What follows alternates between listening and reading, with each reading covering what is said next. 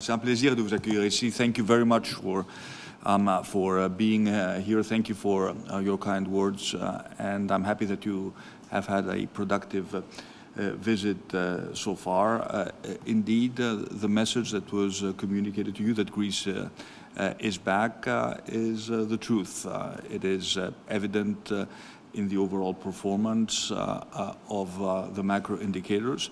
But it is also a spirit I think you pick up simply by moving around the country, speaking to average people, not just ministers, talking to your business partners. And I know many of you have been active in Greece for many years. And I would like to thank those companies that stuck with Greece during the very difficult second decade of the 21st century, when we went through our own financial nightmare. French companies remained committed to Greece, and it is something that we very much appreciate. I should also like to point out that the relationship between Greece and France is special. It is special at the political level. As you know, I signed with President Macron a strategic partnership agreement last year in Paris, which is particularly important for the geopolitical presence of France in the Eastern Mediterranean. It is a very personal and close relationship I have with President Macron. He's the most popular foreign leader in Greece, and I would say France is probably the most popular country of all in Greece, which is something that I think you do need to take into consideration when you are contemplating either expanding or establishing a more robust presence in Greece. We're now in the midst of profound geopolitical changes, facing major challenges when it comes to the cost of energy and inflation. But this crisis, I think, should not cloud the overall achievements of the country over the past 3 years. When we took over, we had received from the Greek people a very clear mandate for change. Deliver sustainable growth, improve the disposable income of Greeks, lower taxes, attract investment, and reduce unemployment by creating well-paid new jobs. And in spite of all the difficulties, we have delivered on that mandate. By now, I'm sure you are familiar with the overall performance of the economy, but I would like to highlight in particular the reduction in unemployment, which has been remarkable, and we are now on a downward trend to push unemployment into single-digit numbers. This has been driven by an influx of foreign investment in the country, but also by a reactivation of Greek businesses. We always had to overcome the major challenge of bridging a very profound investment gap. If you looked at investments as a percentage of GDP in Greece, it was very low compared to the EU average. But this is changing. If you look at the number of foreign companies, not just French companies, that are investing in Greece, it is indeed remarkable how quickly this change was achieved. And what is also interesting is that foreign companies don't just invest in sectors where Greece had a traditional comparative advantage, such as tourism and maybe renewable energy. They're also looking at high tech, at logistics, at education, at healthcare. Sectors which really value the fact that this country has a very high quality human capital. So the reason why people invest in Greece today is not just because we have lovely weather and because I think our tourism product is next to none in terms of competitiveness. They don't just invest here because we have ample, wind and solar power. There are also other countries that have similar advantages. But what they find in Greece is a highly trained, skilled labor force, young Greeks very eager to work hard to make sure that they can build a better future for themselves and their families. And many of them, as you pointed out, are actually today outside Greece and are eager to return to Greece. So we also have access to a skilled labor pool of 500,000 maybe young Greeks who left during the years of the crisis, who are for the first time looking to come back.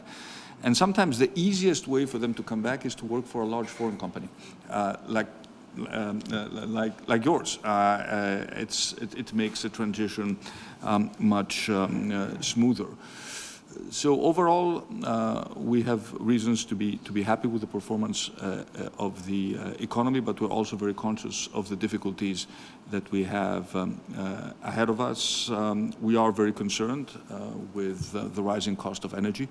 We have just introduced a very aggressive and substantial package to reduce electricity bills in the country and to break the link between the prices of natural gas and electricity, which have really driven household electricity bills up to a point which is simply not sustainable. But of course, I'm also looking to Europe to coordinate our actions and to understand that this is a European challenge that needs a European response. We did it last year with the RRF and the next generation EU package. I think we need to do it again when it comes to energy. Otherwise, we will give more arguments to the populists in all our societies to attack us and to offer, their very simplistic recipe of unsubstantiated solutions to very complicated problems. But at the end of the day, this is about a long-term transformation project for the entire country.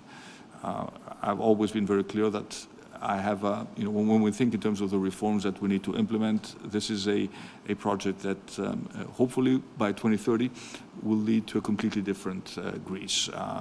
By that time, we should have, surpassed most of our EU colleagues and really transform the country fundamentally. Transform the way we do business, the way we interact with the state, the way we use digital technology, embrace the green transition. And that is what keeps us very excited, and I think the team very focused and very active. Yes, I think we have a good team in place, and we are all committed to our transformation project, and frankly we want you all to be a part of our success story. And I do want you to also make the case to the smaller companies. I will be very happy to come and join you if my schedule allows it, because the big companies I think are aware of what's happening in Greece, but there is a tier of companies under the the big multinationals which have the capacity to invest abroad or would look at Greece or the Balkans, because Greece is the entry point for the Balkans, for the Middle East, for Northern Africa, as a natural base for the expansion of their activities. So please make that case also to your other colleagues, and we would be very, very happy to welcome more French companies to Greece. Your ambassador is doing an excellent job and always a very big proponent of French business interests, as he should be in the country. But I will conclude with what I said at the beginning, that this is a special relationship, and there is a degree of affinity between Greece and France, which creates a very positive atmosphere when it comes to French businesses doing investing or doing business in Greece. And of course, some of you have appreciated our country so much that they've also learned the language, which we don't expect all of you to do that. But it's never too late. Look at.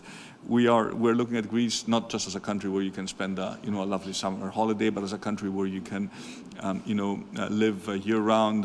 You can do business from, and of course, as I said, as a basis for further expansion in our entire region.